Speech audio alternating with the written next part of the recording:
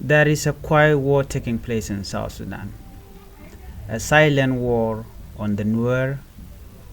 Why our people are being forced from their ancestral land?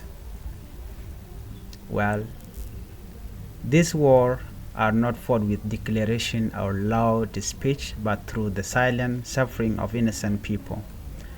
The government of Salva Kiir has begun a dangerous campaign pushing Nuer civilians out of their home along the Ethiopian border from places they have lived in for centuries.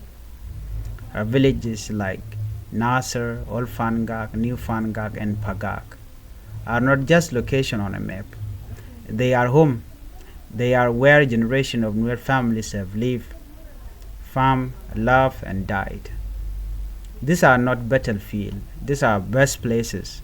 But today, the government sent army forces, South Sudan People Defense Force, as SPDF soldiers, not to protect the Nuer, but to chase people away from those places. This is not about security.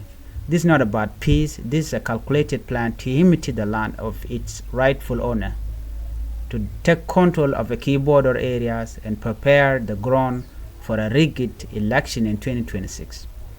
If there are no Nuer people left on the land, then there will be no Nuer votes. That is the strategy. That is the heartless logic behind the suffering. Families are fleeing with nothing but the clothes on their back. Mothers carry children across river, unsure of where they will sleep next. Elders are being left behind, some died on the road. These are real people, not political obstacles. And while all this happened, many Nuer politicians remain silent, believing perhaps that's not their fight, that President Kir will stop, that somehow they can protect their position while their people are driven into exile. But let the truth be known, this is not an accident. It is a Dinka-led government plan, designated step by step to secure control of South Sudan by removing the Nuer from the equation entirely. It is a slow eraser of people, where they are erasing the image of Nuer, of their right, of their land, and of their voice. This is not just about politics. It is about justice. It is about dignity. It is about human life.